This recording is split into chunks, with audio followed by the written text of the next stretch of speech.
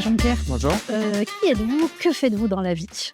Alors, je suis architecte dans l'agence CRR, Écriture Architecturale, à Clermont. Ok.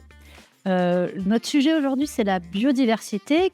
Quel rapport vous avez avec ce sujet-là par rapport à votre métier? C'est quelque chose qui est complètement intégré dans notre pratique en tant qu'agence d'architecture, puisque l'agence développe des projets qui sont avant tout axés sur l'état des sites sur ces questions de biodiversité qu'on intègre dans nos projets architecturaux directement.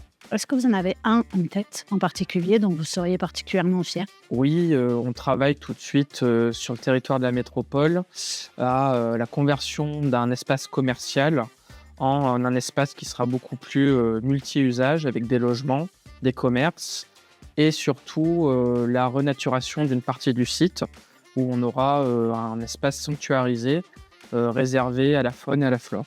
Vous voulez dire que des espaces sur lesquels il pourrait y avoir des constructions rentables, vous allez les rendre à la nature? On va les rendre à la nature et en plus on va les rendre inaccessibles à l'homme. Oh, énorme. Aujourd'hui, vous diriez, par rapport à cet enjeu de renaturation, de préservation de la biodiversité, quels sont les freins principaux à lever? Les freins à lever, en fait, c'est beaucoup d'éducation, à la fois que ce soit les jeunes, mais aussi les adultes. Il ne faut pas voir les questions de biodiversité comme des choses qui sont ennuyeuses ou contraignantes, mais bien au contraire, c'est des sujets qui peuvent créer beaucoup d'émulsions sur les projets.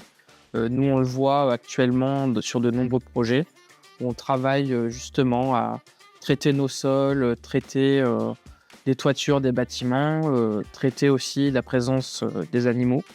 Et finalement, il y a assez peu de contraintes et c'est des choses qui coûtent du temps, qui peuvent coûter un peu d'argent, mais qui par contre après amènent énormément de qualité et de plaisir aux habitants et aux futurs utilisateurs.